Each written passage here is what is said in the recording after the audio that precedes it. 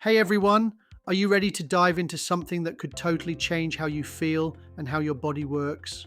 We're talking about the ketogenic diet, and I'm here to make it super simple for you. This is your comprehensive, beginner friendly guide to starting keto without feeling overwhelmed. My goal is to demystify this process and make it totally accessible for anyone. At its core, the ketogenic diet is all about shifting your body's primary fuel source. Instead of running on glucose, which comes from carbohydrates, you teach your body to run on ketones. Ketones are produced when your body burns fat for energy. This metabolic shift is achieved by drastically reducing your carbohydrate intake. You also significantly increase your consumption of healthy fats, and you moderate your protein intake. Not too much, not too little. It's a fundamental change in how your body operates, moving from a sugar-burning machine to a fat-burning one. Understanding the role of insulin is a key piece of the puzzle here. Insulin is a hormone that your body releases when you eat, especially carbohydrates. Its main job is to regulate your blood sugar levels, but insulin also plays a big role in telling your body to store fat.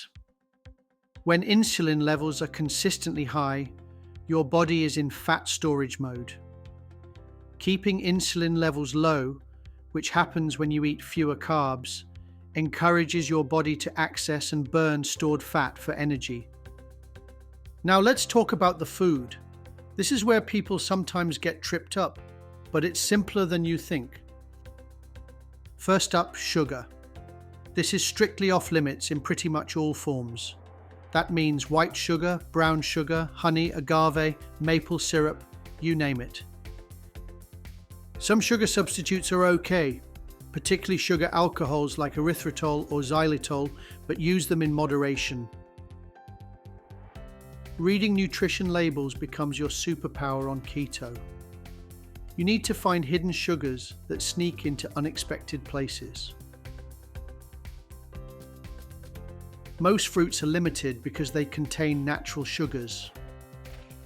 While fruit is healthy, the goal on keto is very low carb. You can enjoy low sugar berries in small quantities. Think raspberries, strawberries, and blackberries. They're your keto-friendly fruit friends. Grains must be eliminated entirely. This means no bread, pasta, cereal, or crackers made from wheat, corn, rice, or oats. You can replace grains with alternatives like almond flour or coconut flour for baking. There are lots of creative options out there. Starchy vegetables like potatoes, sweet potatoes, and corn are also minimized due to their high carbohydrate content. Cauliflower is an absolute superstar alternative for starches. You can mash it like potatoes, rice it, or even make pizza crusts from it. Non-starchy vegetables, however, are highly encouraged and should be a cornerstone of your diet. Load up on leafy greens, broccoli, peppers, zucchini, and more. Aim for a significant quantity daily. Think several cups. These veggies provide essential nutrients and fiber. A great strategy is to eat your vegetables first at meals. This helps fill you up and ensures you get those vital nutrients. Vegetables provide fiber, crucial electrolytes like potassium and magnesium, and vitamins like vitamin C. They also support a healthy gut. Protein is important, but you want to hit the Goldilocks zone, not too much, not too little. Moderate intake is key. A good starting point is a palm-sized portion of protein per meal. This is roughly 3 to 8 ounces, depending on your individual needs and size. Your protein sources include meat, fish, chicken, seafood, eggs, cheese, nuts, and nut butters. Choose high-quality options. Try to choose protein sources that naturally contain fat. Fattier cuts of meat, chicken with the skin, eggs and cheese fit perfectly into keto. Now let's talk about fat. This is your cornerstone, your friend, your fuel source on keto. Don't be afraid of healthy fats. Healthy fat recommendations include avocado, real butter, olive oil, coconut oil, nuts, and olives. These are delicious and satisfying. Adding fat to your non-starchy vegetables helps you absorb fat-soluble vitamins like A, D, E, and K. Plus, it makes them taste amazing. Be mindful of inflammatory fats, often found in processed foods. Avoid oils like soy, corn, canola, and other vegetable oils that aren't olive or coconut. Beyond just what you eat, when you eat is also a key component for many people on keto. This is where intermittent fasting comes in. Intermittent fasting means eating less frequently, creating longer periods without consuming calories. It works beautifully with keto. It helps to distinguish between real hunger and just habit or cravings.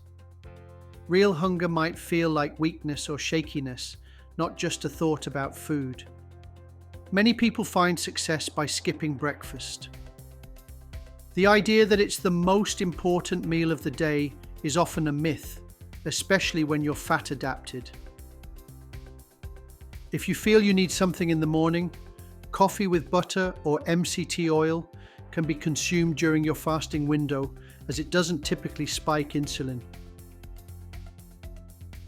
Eliminating snacks between meals is crucial.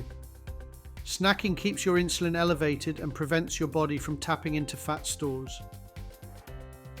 Often, snacking indicates you didn't eat enough healthy fat at your previous meal. Fat is incredibly satiating. Between meals, focus on staying hydrated. Drink water, unsweetened tea, or black coffee. You can also take your vitamins during this time. Many people thrive on a structured eating window, like a 6-hour window. This means you consume all your meals within that time frame. This naturally leads to an 18-hour fasting window. It might sound intimidating, but your body adapts surprisingly quickly. A common schedule is having your first meal around noon and your second and final meal around 6 p.m. Find what works for your lifestyle. Initially, don't obsess over calorie counting. Focus on retraining your metabolism to burn fat by getting the food choices and timing right. So why does this work? The science behind it is actually quite simple. Your body is incredibly adaptable and efficient. Constant eating, especially of carbohydrates, keeps your insulin high and signals your body to store fat and burn the incoming glucose. It never gets a chance to access your stored fat. Spacing out your meals and keeping insulin low signals your body that it's time to access those fat cells for energy. It unlocks your stored fuel. The combination of drastically reducing carbs, lowering insulin, and intermittent fasting, creating periods of low insulin, makes fat burning the preferred mode for your body. The initial phase of starting keto and intermittent fasting can be challenging as your body adapts. You might experience the keto flu, but it gets easier. The long-term benefits are incredibly rewarding. Many people report significantly increased energy levels. You'll likely experience reduced cravings, especially for sugary and processed foods. Your appetite becomes much more stable. You develop a healthier, more intentional relationship with food. Eating becomes about nourishment and fuel, not just habit or comfort.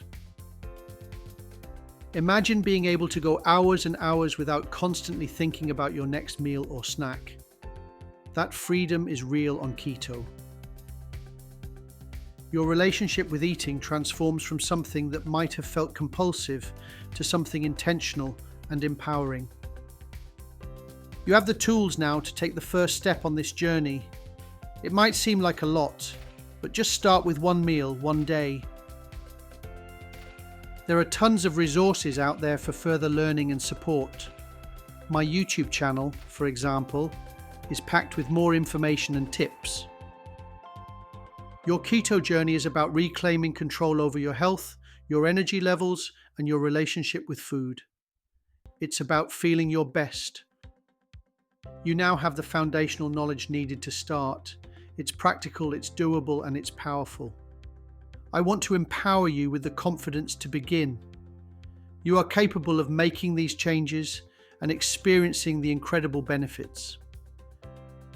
You got this. Take that first step today.